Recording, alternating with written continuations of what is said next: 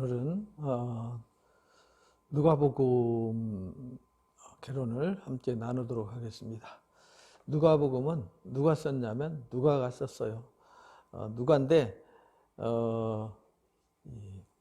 누가는 이방인이에요. 이방인으로서 바울의 제자죠. 바울의 제자인데 바울과 만나서 이제 2차, 3차 선교여행 다니면서 바울이 순교하기까지 모든 과정들을 이제 같이 동행하면서 직접 보고 듣고 경험했던 일. 그리고 이제 누가가 바울이 2년 동안 가이사랴 감옥에 갇히게 되잖아요. 3차 선교 마치고 그 2년 기간 동안에 그 유대 지방 다 다니면서 예수님의 사역을 연구했다 이렇게 알려져 있어요. 그래서 누가는 의사이면서 역사학자예요. 그래서 아주 세심하게 역사를 살펴서 썼어요. 그래서 1장에 쓰신 말씀을 보면 그 내용을 금방 알 수 있죠. 1장 1절 서론에 아예 시작할 때 그렇게 썼어요. 우리 중에 사실에 대해서 사실이에요.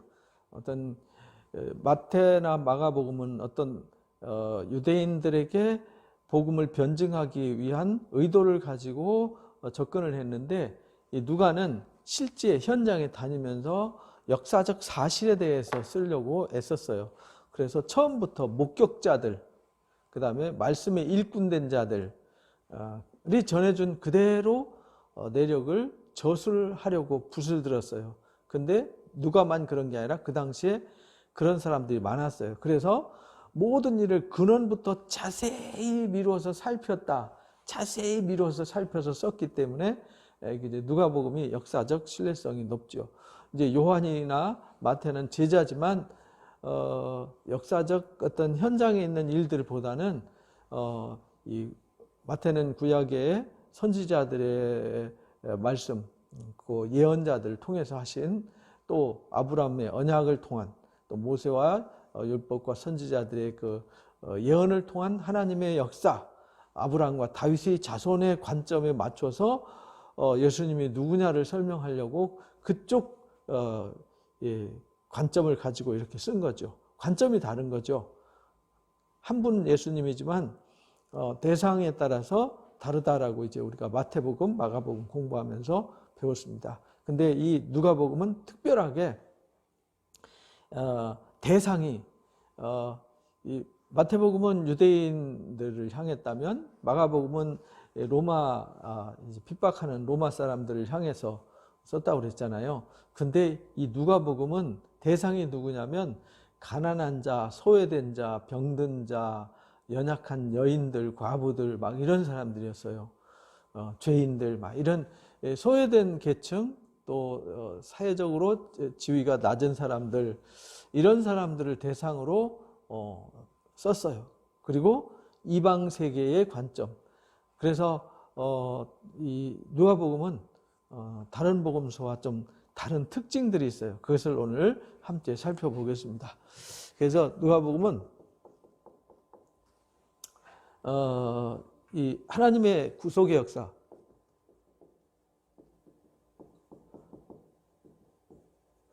그래서 이걸 자세히 이제 누가가 미루어서 썼는데 이거 이제 누가가 1편이 누가복음이고요. 2편이 사도행전입니다. 그러니까 사도행전 내용과 누가복음은 같은 맥락 속에 있어요. 스토리도 비슷해요. 그래서 이 누가가 쓴 이 누가복음과 사도행전 이거는 이제 역사적 스토리를 쓰려고 이제 애를 썼어요.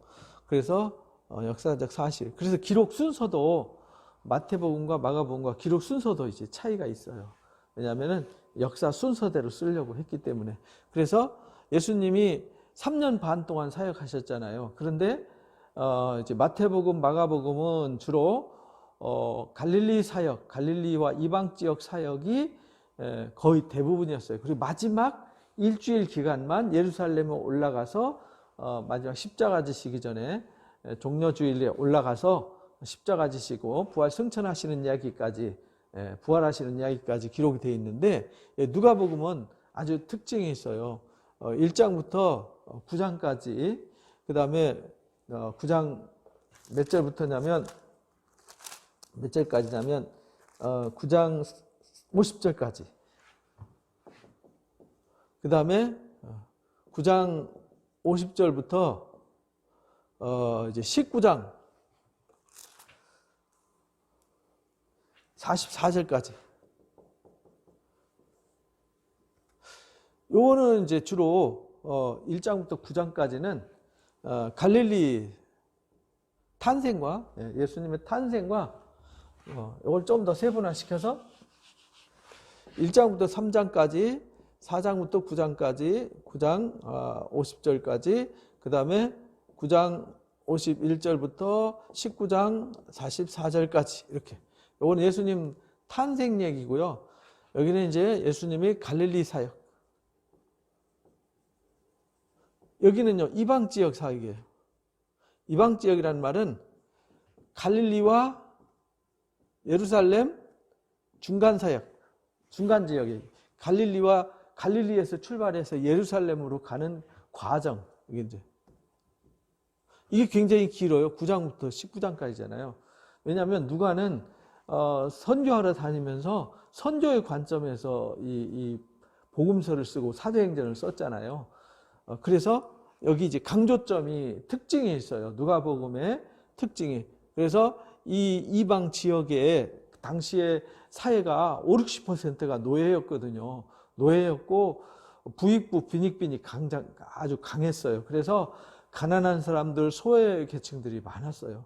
그래서 누가복음의 특징이 이제 가난한 사람들, 소외진 대상들. 첫 번째 특징은 역사성을 강조했어요. 역사성. 그래서 성경 쓸 때 유대왕 헤롯 때에 이제 1장 3절에 보면, 1장 5절에 보면 그렇게 말하죠. 헤롯 왕 때에 아비야 반열에 제사장 한 사람이 있다라고 역사를 구체적으로 써요. 2장 1절에도 가이사 아우구스투스 시대에 영을 내렸다, 이렇게 말하죠. 이렇게 이제 구체적으로. 그 다음에 3장에서도 뭐라고 쓰냐면은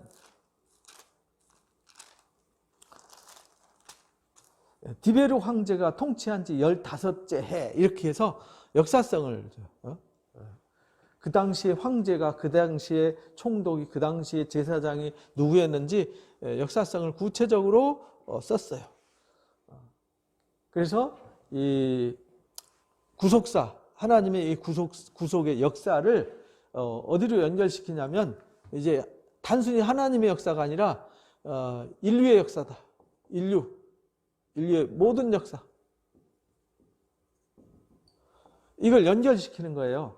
그러니까 단순히 아브라함과 다윗의 자손, 곧 이스라엘의 역사가 아니라 하나님이 그렇게 아브라함과 다윗의 자손 구속의 역사지만, 그 역사가 어떤 역사냐면 온 세상의 역사다. 온 세상.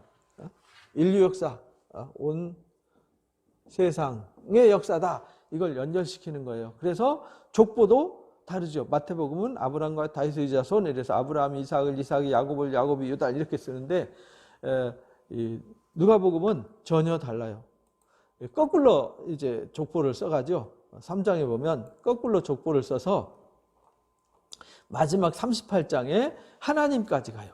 예수님으로부터 시작해서 이제 마태복음은 아브라함으로부터 시작해서 예수님 탄생으로 끝나잖아요.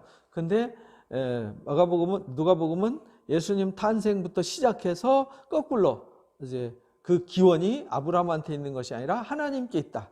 그 모든 아담의 후손들을 이제 구원의 대상, 구속의 대상, 구원의 대상으로 보고 썼다. 그래서 이 복음의 보편성을 강조한 것이 누가복음이었어요.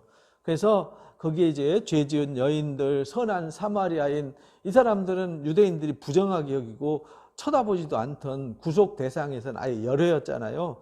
거기에 이제 탕자, 뭐 세리 삭개오, 세리 레위, 이런 사람들 얘기 쓰잖아요. 그리고 여성들에 대해서도 많이 써요. 엘리사벳 이야기를 특별히 다루고요. 안나에 대해서 쓰고 또 나인성 과부 얘기 쓰고 예수님과 함께 섬겼던 여인들 이야기들을 많이 써요.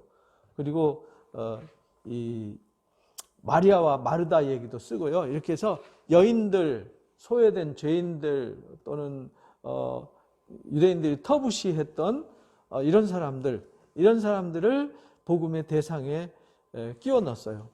그래서 두 번째는 복음의 보편성. 그러니까 특정한 대상이 아니라 모든 사람들에게. 왜냐하면 그래서 이제 소외된 사람들을 강조한 거예요. 특별한 사람들만이 아니라 유대인들만이 아니라 소외된 이 사람들도 구원의 대상이다. 그래서 온 인류, 역사는 온 인류. 그래서 모든 사람에게 복음이 전파 대상이에요. 그래서 여기 이제 9장부터 19장까지 길게, 갈릴리 사역은 4장부터 9장밖에 안 되잖아요. 근데 이 9장부터 19장까지 이방 지역에 예루살렘으로 올라가기까지의 사역을 집중해서 전하게 돼요. 그리고 세 번째 이제 강조하는 것이 여기 이제 복음서의 다른 복음서와 특징이 뭐냐면 예수님이 이제 기도를 많이 하세요. 기도. 요단강 세례 받으실 때 기도하시고 또 하루 일과 후에 이제 5장 16절에 보면은 이제 기도하세요. 12제자를 선택하기 위해서도 기도하시고 이제 6장에서 그렇게 하시죠. 그 다음에 죽음과 부활에 대해서 이제 말씀하시잖아요. 그것이 이제 9장에서 우리가 이제 마태복음 16장에서 예수님이 처음으로 베드로의 신앙 고백을 받으시고 죽음, 십자가, 부활 사건에 대해서 예고하시잖아요. 근데 여기서는 9장에서 얘기를 해요. 그래서 그때 또 기도해요. 9장에서 또 이제 변화산에 내려오셔서 또 기도하세요. 그리고 70인의 제자들을 10장에서 파송하시고 또 기도하세요. 11장에서 주기도문 가르쳐 주시고 또 기도하세요. 겟세마네 동산에서 또 기도하세요. 그리고 십자가에서 마지막에 아버지여 나의 영혼을 아버지께 부탁하나이다 라고 기도하세요. 그래서 이 기도가 강조됐어요. 그리고 뭘 또 강조하냐면 성령 충만을 많이 강조해요.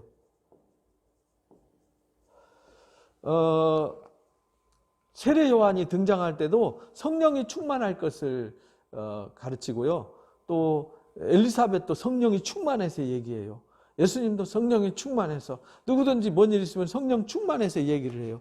그래서 기도와 성령 충만이 강조되어 있어요. 이게 다른 복음서에는 없는 것이죠. 이게 이제 사도행전에 연결되어 있어서 그래요. 사도행전도 오순절 성령 강림하시고 나서 성령의 역사가 이제 강하게 나타나시는데 그 이야기가 나옵니다. 그리고 이제 여기 기도에 대한 비유가 누가복음에는 두 가지가 나와요. 11장과 18장에 기도의 간청에 대한 비유를 두 가지를 들어서 설명을 해요.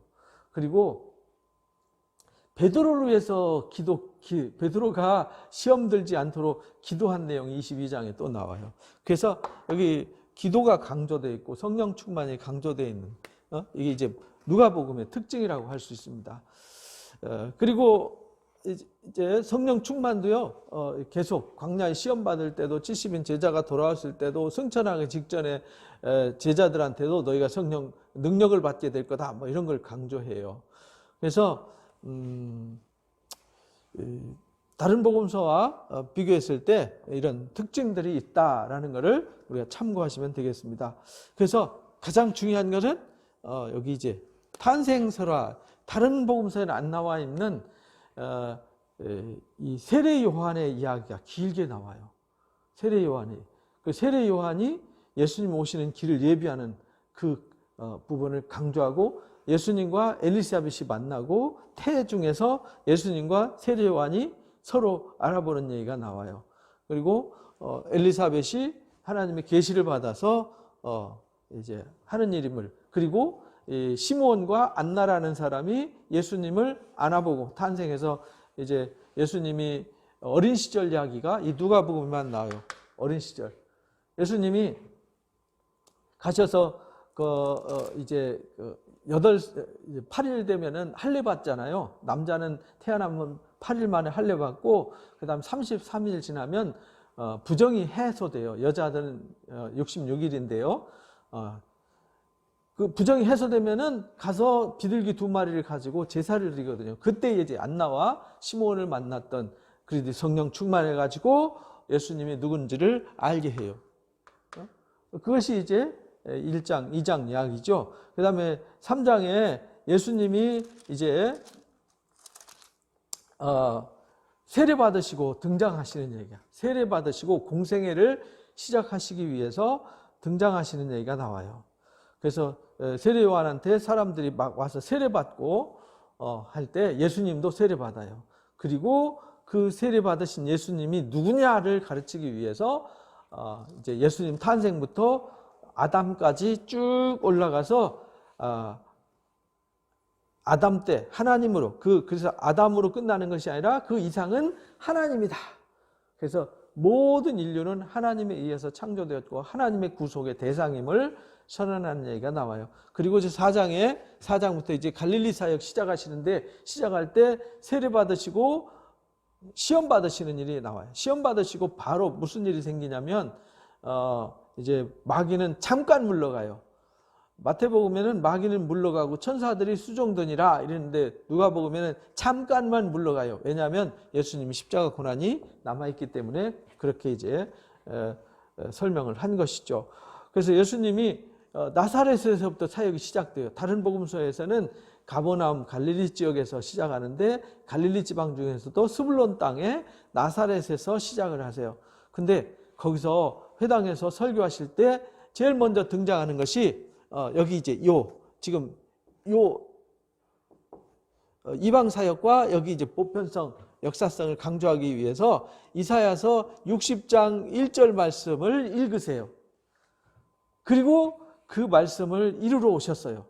가난한 자들, 또 얽매인 자들, 가난하고 얽매인 자들에게 자유를 주러 왔어요. 그 얽매인 자들은 주로 죄에 얽매인데 그 죄가 결국은 아프고 고통받고 병든 사람들, 소외된 사람들이죠. 그래서 억압당하고 고통받는 죄로 말미암아서 억압당하고 고통받는 이들을 놓아주러 오셨어요. 그들에게 자유를 주러 오셨어요. 그것이 우리가 잘 아는 이사야서 60장 1절 말씀입니다. 거기 보면은 그렇게 말하죠. 18절에 4장 18절에 주의 성령이 내게 임하시니 이는 가난한 자에게 복음을 전해요. 또 기름을 부으셔서 보내서 포로된 자에게 자유를, 눈먼 자에게 다시 보게 함을 전파하게 하고 눌린 자를 자유케 하러 오셨어요. 그래서 예수님이 오신 이유를 회당에서 제일 먼저 설교하신 얘기로 누가복음이 시작되어져요. 그러면서 바로 이 병든 자, 눌린 자들 놓아주기 위해서 첫 번째 더러운 귀신 내쫓고요. 베드로 장모의 열병을 치유하는 얘기가 나와요. 그리고 이제 복음을 전하시죠. 그리고는 바로 제자들을 부르시는 여기 이제 갈릴리 사역에서 예수님이 오신 목적을 나는 이것 때문에 왔어 라는 것을 보여주시고 거기서 하시는 일이 뭐냐면 제자들을 부르세요. 제자들 부르는 내용도 다른 복음서와 약간 차이가 있죠. 그래서 제자들을 부르시고 그 다음에 제자들과 함께 다니면서 나병 환자를 고치고 중풍 환자를 고치고 죄사하는 권세를 가지고 있음을 보여줘요. 죄사하러 오신, 그래서 레위, 마태죠. 마태를 레위라고 그래요. 마태를 부르시고 하는 얘기가 나와요. 그리고는 이제 다른 이제 마태복음과는 달리 마태복음 5장부터 7장까지 산상설교가 있는데 여기는 6장과 12장에 산상설교가 이렇게 나눠져 있어요. 6장에 안식일의 논쟁과 함께 12제자를 택하여 세우시고요. 이제 화 있는 자, 복 있는 자, 마태복음 팔복에 대해서 말씀하셨는데 그 팔복을 여기서는 복 있는 자와 화 있는 자로 구별하셔서 실제 이 땅에서 가난하고 고통받고 부르짖는 자. 그러니까 마태복음은 심령이 가난한 자가 복이 있는데 누가복음은 가난한 자가 복이 있어요. 무슨 뜻이냐면 마태복음은 정말 가슴 치면서 유대인들이 하나님을 갈망하는 자가 필요했고요. 누가복음은 진짜 너무 의지할 것 없고 기대할 것 없이 없어서 하나님만을 의지하고 찾아야 되는 가난한 사람들의 하나님으로 등장하는 거죠. 똑같은 건데 다른 거예요. 그래서 대상이 다르기 때문에 그렇죠. 그리고 원수를 사랑하라고 아주 장황하게 이 사랑에 대해서 강조를 해요. 마태복음보다 더 아주 진하게 강조를 합니다. 눈에 들보를 빼고 남을 비난하고 판단하기 전에 네 들보를 먼저 빼야 된다는 산상설교의 말씀을 가르쳐 줍니다. 그리고 7장에서 이제 백부장의 아들을 고쳐주는 이 큰 마태복음 8장에 나오는 얘기를 여기서 이제 드러내요. 이제 나인성 과부의 아들이 누가복음에만 나와요. 7장에. 그리고 세례요한의 제자들이 와가지고 의문을 제시했을 때 예수님이 이사야서 이 말씀을 이루러 오셨음을 마침 거기서 병자 고치시고 능력 행하시는 것을 보여줘서 그것을 가르쳐서 세례요한이 누군지, 세례요한이 어떤 역할로 오셨는지를 다시 구체적으로 설명을 해주시죠. 그리고 한 여자가 이제 예수님의 머리에 향유를 붓는, 예수님의 왔을 때 머리가 아니라 발을 향유를 부어서 머리카락으로 발을 씻는 이 놀라운 일을 보여줘요. 사람들은 비웃었죠. 이 죄인인 여자가 예수님의 발을 씻는다는 건 부정한 거였거든요. 그런데 예수님은 목적이 뭐냐면 너희들은 나올 때 발 씻을 물도 주지 않았다. 그런데 이 여인은 이렇게 눈물로 내 발을 씻었다. 그리고 많이 사함을 받은 자가 많이 사랑한다라는 논리를 여기서 가르쳐 주신 거예요. 그러면서 예수님을 도왔던 여자들의 활동에 대해서 8장에 아까 이제 여기 특수한 활동 보편성에 대해서 여자들, 소외된 자들, 가난한 자들, 병든 자들을 말씀드렸었잖아요. 8장에 복음을 전할 때 12제자와 함께 했는데요.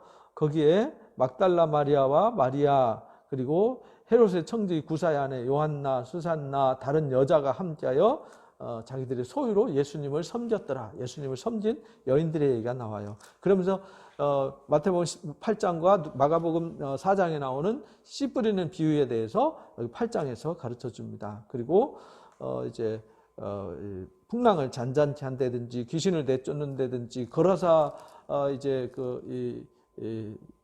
귀신 내쫓는 역사에 대해서 마가복음 5장에서 했던 이야기를 마가복음에도 구체적으로 했잖아요. 여기서도 이제 구체적으로 이방인들에게 이 귀신을 내쫓으러 오신 예수님에 대해서 소개를 합니다.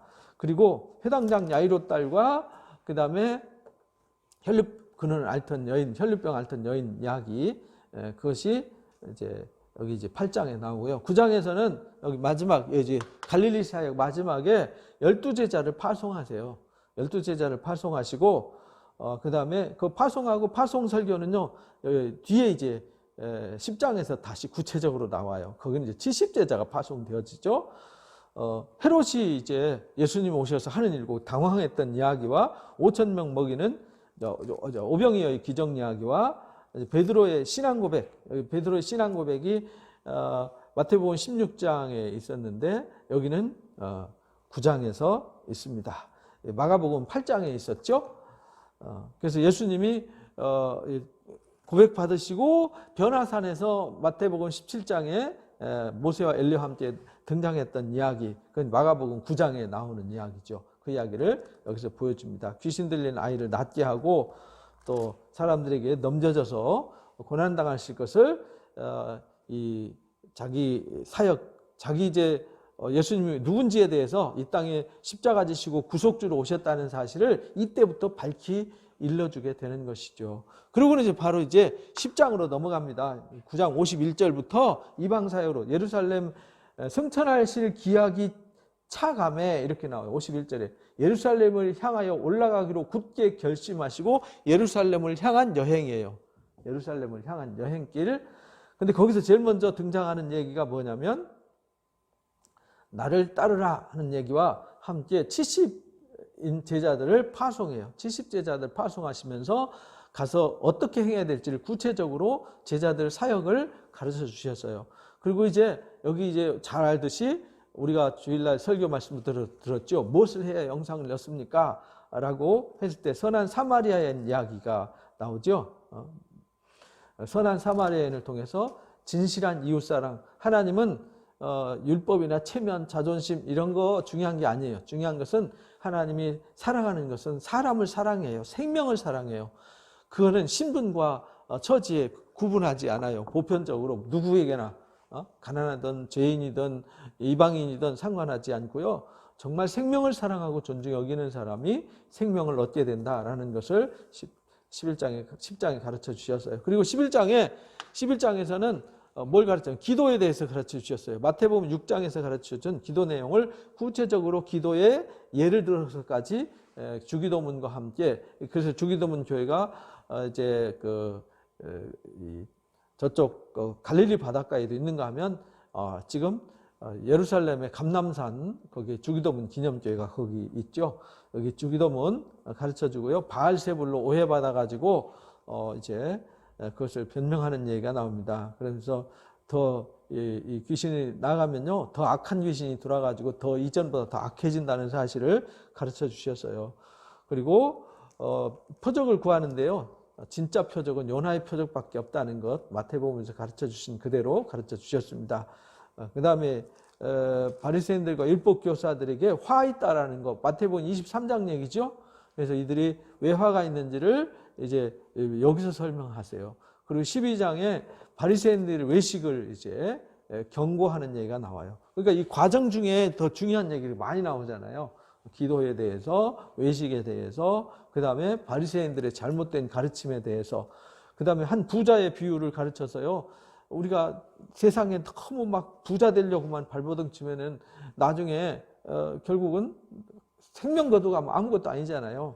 그래서 무리 중에 한 사람이 와가지고 형한테 형하고 유산 싸움을 하니까 너무 그런 것에 얽매이지 마라라는 것을 가르쳐 주셨습니다. 목숨보다 더 중요한 것이, 그래서 이제 산상설교에 나오는 마태복음 6장에 무엇을 먹을까 마실까 입을까 염려하지 말고 그의 나라와 의를 구하라 한 그 말씀을 여기 이제 이방인들 대상으로 향한 가르침이, 그래서 약간 이제 그들 향한 설명이기 때문에 마태복음과는 약간 다른 관점으로 기록이 되어 있습니다. 그래서 깨어 준비할 것을 가르쳐 주셨고요. 그 다음에 이제 13장에 보면은 회개하지 않으면은 망한다라는 것을 가르쳐 주셨어요. 갈릴리 사람들이 이제 빌라도가 이제 제사 드릴 때 갈릴리 사람들이 피를 섞어 가지고요 자기들 제사 드리는데 썼어요. 그리고 실로암 망대, 예루살렘에서 실로암 망대 집 다 무너져서 많은 사람이 죽었어요. 그러니까 사람들이 저 사람들은 죄져서 죽었어 이렇게 해석을 했는데 아니야 라고 그들의 해석을 반박하는 얘기를 가르쳐 주셨습니다. 누구든지 이제 회개하지 않으면 다 똑같다. 모든 사람은 죄의 보편성에 대해서도 가르쳐 주세요. 그래서 열매 맺지 못하는 무화과나무 비유, 안식일에 꼬부라진 여인을 고친 이야기, 또 겨자씨의 비유, 좁은 문으로 들어가기 힘써라 하는 비유, 선지자들이 예루살렘에서 이제 선지자들을 죽이려고 했던 그 이야기들. 그래서 예루살렘에서 결국은 선지자들이 다 죽었잖아요. 그래서 선지자들이 예루살렘에서 밖에서 죽는 법이 없다 이렇게 이제 예수님이 단언을 하실 정도로, 그래서 예수님도 세례 요한이 순교했듯이 여기서 예수님도 십자가에 못 박힐 것을 예고하는 얘기가 나옵니다. 그다음 14장에 이제 수종병 든 사람, 고창병이라고도 옛날에 그랬죠. 이제 그래서 항상 어떤 이 높은 자리, 귀한 자리에 앉으려고 하지 말고 항상 겸손하게 낮아져야 된다라는 것을 가르쳐 주셨고요. 잔치의 비유를 들어서 예수님이 이제 하나님의 나라를 마치 그 마태복음 22장의 왕의 잔치 비유예요. 다 준비해 놓고 초청했는데 오지 않아서 결국은 구원이 이방인들에게로 가게 됨을 설명하게 되죠. 그래서 제자가 되려면은 누구든지 자기 십자가를 지고 따라야 된다라는 걸 가르쳐 주셨습니다. 그 다음에 15장에서 가르친 이야기는 잃은 것에 대한 비유예요. 잃은 것. 99마리 양보다 잃어버린 한 마리 양에 대해서, 드라크마의 비유에 대해서, 이 탕자의 비유에 대해서 가르쳐서 하나님이 소중하게 여기시는 것은 잃은 자를 찾는 것이다 라는 것을 가르쳐 주셨습니다. 16장에 옳지 못한 청지기의 비유를 통해서 이 땅에 우리가 지혜가 필요함을 가르쳐 주셨어요. 우리가 불의한 재물을 가지고 좋은 이웃을 사는 것, 사람을 사는 것, 돈만 모으는데 자기 이 욕심만 이루지 말고 돈으로 좋은 이웃을 사는 것이 중요하다라는 것을 가르쳐 주셨습니다. 율법과 하나님의 나라의 복음에 대해서 하나님의 말씀은 절대 1.1획도 땅이 떨어지지 않음을 경고해 주시고, 그 유명한 거지 나사로와 부자의 비유가 16장에 등장하게 됩니다. 그 다음에 이제 마태복음 18장에 나오는 용서에 관한 비유를 17장에서 가르쳐 주세요. 그리고 나병 환자가 10명이 치유받았는데요. 돌아온 사람은 이방인 한 사람밖에 없어요. 그만큼 이제 초점이 어디로 맞춰지냐면 이방인한테 초점이 맞춰져 있어요. 하나님 나라가 저쪽에 있는 것이 아니라 우리 안에 있다라는 것을 가르쳐 주시죠. 하나님 나라는 너희 안에 있느니라. 10장에서도 귀신 내쫓는 거 귀신이 나갔으면 이미 하나님 나라 거기 임했다. 여기 또 이제 하나님 나라가 여기 있다 저기 있다 하지 말아라. 하나님 나라는 너희 안에 있다라는 사실을, 그래서 이제 누가복음을 통해서 이 땅에서 하나님의 나라의 경험을 강조하게 됐죠. 그 다음에 18장에 이제 과부와 재판장의 비유, 기도의 비유, 아까 이제 강조했다 그랬잖아요. 그 비유가 간청하면은 다 들어주시잖아요. 그것처럼 우리가 기도할 때는 간절함이 있어야 됨을 가르쳐 주셨어요. 어린아이들 금하지 말고 이제 부자 관리에 대해서 예수님이 무엇을 해 영생을 얻습니까? 할 때 마태복음 19장에 나오는 말씀처럼 우리가 계명 다 지켜도 내 것을 다 내어줄 수 있는 이런 마음이 없이는 우리가 하나님 나라에 이를 수 없다. 왜냐하면 이 세상의 욕심에 매이면요 하나님 나라에 이를 수 없음을 가르쳐 주신 거예요. 그래서 다시 예수님의 부활과 죽음에 대해서 이제 경고하는 얘기가, 다시 예고하는 얘기가 나오죠. 그 다음에 맹인을 고친 얘기, 그 다음에 이제 19장의 그 유명한 삭개오 이야기, 그 다음에 열문화 이야기, 마태복음 25장에 나오는 달란트의 비유와 여기는 열문화의 비유로 19장에 가르쳐 주셨어요. 그래서 마지막에 이제 예루살렘으로 가는 여행 이야기 중에서 마지막 이야기는 열문화 이야기였습니다. 있는 자는 받아서 풍족하게 되고 없는 자는 있는 것조차 빼앗긴다. 마태복음에는 달란트의 비유를 10달란트, 5달란트 막 이렇게 이제 2달란트 줬다 그랬는데, 여기는 한 달란트, 한 문화씩 줬는데 누구는 10문화 남기고 누구는 5문화 남겼어요.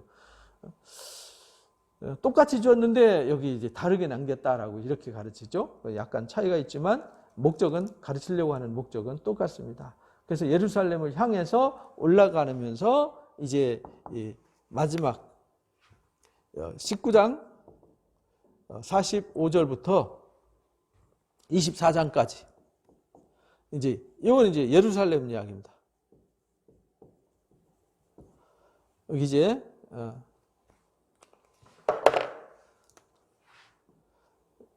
탄생 이야기, 그 다음에 갈릴리 이야기, 예루살렘 여행 이야기, 그 다음에 예루살렘에서의 사역 이야기입니다. 예루살렘 이야기는 우리가 다른 복음서 내용과 이제 거의 비슷한데요. 성전에서 올라가셔서 성전을 정화하는 일, 그리고 나귀 타고 입성하시는 일, 나귀 타고 입성하시고 여기서 이제 마지막 나귀 타고 입성하시는 거로 끝나고요. 들어가셔서 성전 정화하고, 예수님이 무슨 권세로 그런 일을 하는지 이제 부를 때 대답했던 얘기, 포도원 농부 이야기, 마태복음 21장에 나오는 이야기를 여기서 이제 가르칩니다. 가이사에게 세금 바치는 이야기, 부활 논쟁 이야기, 그건 다른 복음서와 똑같습니다. 그리고는 이제 21장의 과부의 헌금 얘기가 여기 마태복음에는 안 나와요. 마가복음 12장에 나왔던 얘기죠. 그리고 성전 이제 성전이 다 파괴될 것을 이제 강도의 구렬로 만드는 것을 이제 책망하는 얘기가 나오죠. 마태복음 24장 1절에 나오는 예루살렘 성이 파괴될 것을 경고하는데, 이게 이제 종말 강화잖아요. 마태복음 24장 얘기가 여기 이제 재난의 징조, 여기서는 실제 예루살렘 성이 파괴되고 실제 종말이 이루어지는 사건을 두 개를 곁들여서 이렇게 설명하는 겁니다. 그다음 무화과나무를 통해서 이제 종말의 징조를 경고해 주셨고요. 그러니까 무화과 나무가 이렇게 싹이 나는 거 보면 아 이제 계절이 이렇게 바뀌는구나 알 수 있잖아요. 그것처럼 주의 나라가 임하는 것도 어떤 현상이 일어나는 거 보면 아 주님 나라가 가까웠구나 이렇게 알 수 있다라는 겁니다. 그리고 22장에서 유다가 예수님을 팔죠. 그리고 6월절 만찬을 6월절 최후의 저녁 식사를 하게 됩니다. 최후의 마지막 만찬 스토리와 함께 베드로가 부인할 것을 경고했던 이야기 그건 뭐 다른 복음서 똑같죠. 감람산에서 기도하셨던 이야기 잡히셨어요. 그리고 베드로가 예수님을 부인하는 이야기, 그리고 예수님이 희롱당하고 매맞는 이야기, 그리고 빌라도에게 넘겨지잖아요. 근데 빌라도가 조사해 보니까 특별한 여기 23장 이야기 넘어가서는 특별한 얘기가 나와요. 다른 복음서보다는 3번이나 빌라도가 예수님한테 죄가 없다라는 것을 강조해요. 내가 신문에 보니 예수님은 죄가 없다. 4절에 보니까 이 사람에게 죄가 없다. 15절에 14절이죠. 이 사람에서 죄를 찾지 못했다. 15절에서도 죽일 죄가 없다. 이렇게 이제 3번이나 죄 없음을 강조해요. 그런데도 이들이 십자가에 못 박으라고 외치는 바람에 내어주게 되죠. 그래서 십자가에 못 박히게 돼요. 그래서 십자가에 못 박히러 끌려갈 때 사람들이 울 때 예루살렘 여인들아 딸들아 나를 위해서 울지 말고 너희와 너희 자녀들을 위해서 울어라 이렇게 말씀 경고했던 스토리가 등장하게 됩니다. 그리고 이제 십자가 지시고 가상칠언이라고 그러죠. 근데 마태복음 마가복음에서는 엘리 엘리 라마 사박다니밖에 안 나와요. 근데 여기서는 3마디 말씀하시는데 자기를 십자가에 못 박는 그들을 향해서 저들의 죄를 용서해 주십시오라는 용서의 기도. 그 다음에 우편에 달린 강도가 너와 내가 오늘 낙원에 있으리라는 말씀. 그 다음에 마지막에 운명하실 때 부르짖어 기도하는 얘기가 있죠. 내 영혼을 아버지 손에 부탁하나이다 라는 말씀. 그래서 가상칠언의 3가지. 나머지 3가지는 요한복음에 나와요. 그래서 예수님이 이제 못 박히는 거 보고 백부장이 과연 하나님의 아들이었도다라는 고백이 여기서 이제 나오죠. 그리고 예수님이 장례 치러지고 부활하셔서 엠마오로 가는 2 제자야이가 이 누가복음에만 나옵니다. 마가복음 16장에 살짝 나오는데 한 2절 나오고요. 여기는 구체적으로 예수님을 같이 만났는데 같이 가면서도 몰라요. 같이 식사하면서 축사할 때 그때 비로소 알게 돼요. 그래서 그가 예수님이 성경 가르쳐 줄 때 성경 가르쳐 주면서 깨닫게 할 때 그가 가슴이 뛰죠. 뜨겁지 않더냐 한 그 스토리가 누가복음에만 나옵니다. 그러면서 너희가 진짜 11제자한테 나타나가지고 놀래니까 내 손을 만져보고 내 몸을 봐라. 영과 몸은 구별이 된다. 영은 살이 없고 뼈가 없잖아요. 그래서 그 유명한 말씀이 39절에 이렇게 말해요. 내 손과 발을 보고 나인 줄 알라. 나를 만져봐라. 영은 살과 뼈가 없으되 너희 보는 바와 같이 나는 있다. 이렇게 가르쳐줘요. 그러면서 생선을 구워서 드시잖아요. 생선을 잡수시더라. 그리고 제자들한테 마지막 부탁하는 이야기가 이제 44절부터 나옵니다. 모세의 율법과 또 선지자들의 글과 시편, 이게 뭐냐면 구약 성경을 말하는 거예요. 토라, 느빔, 그 다음에 케투빔. 이거 이제 여기에 기록된 시편의 나를 가리켜 기록된 모든 것이 이루어져야 하리라 한 말이 이것이다. 이에 그 마음을 열어 성경을 깨우쳐 주시더라. 그래서 예수님 부활하신 후에도 제자들에게 모세오경과 성문서와 선지서를 가르쳐줘서 성경을 깨우쳐 줬어요. 이게 우리 교회가 할 일이란 말이에요. 제자들이 할 일이에요. 또 이르시되 그리스도 고난받고 3일 후에 주 가운데 살아날 것, 그 이름으로 죄사함 받고 회개해서 회개가 그 죄사함 받는 그 회개의 복음이 예루살렘과 이제 온 세상에 전파될 것을 가르쳐 주셨어요. 그리고 너희가 이 모든 일의 증인이다 하면서 49절 볼지어다 내가 아버지께 약속하신 것을 너에게 보내리니 그 이제 성령이죠. 성령을 보내요. 위로부터 능력을 입혀질 때까지 이 성에 머물라 이래가지고 머물러서 성령 강림하시기까지 기다리는 그 기간, 그것이 이제 사도행전 1장으로 이어지는 것입니다. 이렇게 해서 누가복음은 다른 복음서와 이제 다른 관점, 특별한 특성이 있고요. 다른 관점에서 기록이 되었다라는 것을 이해를 하시면 되겠습니다. 1장부터 3장, 4장에 또 19장, 19장부터 이제 24장까지 이제 구분되어지는 이 말씀을 잘 기억하셔서 누가복음 읽을 때에 다른 복음서와 다른 관점으로 보셔서 이 유대인 관점도 아니고 핍박받고 고난받던 사람들이 아니라 현실 생활 속에서 정말 소외되고 버려지고 어려움을 겪는 경제적으로 사회적으로 고난을 당하는 사람들, 이런 사람들, 사회적 약자들에게 쓰여진 복음이 누가복음이다라는 것을 읽으시고 또 누가복음을 통해서 예수님에 대해서 다시 한번 다른 관점을 배워가는 복음으로 바르게 가르침받는 귀한 시간 되시기를 주님의 이름으로 축복합니다. 감사합니다.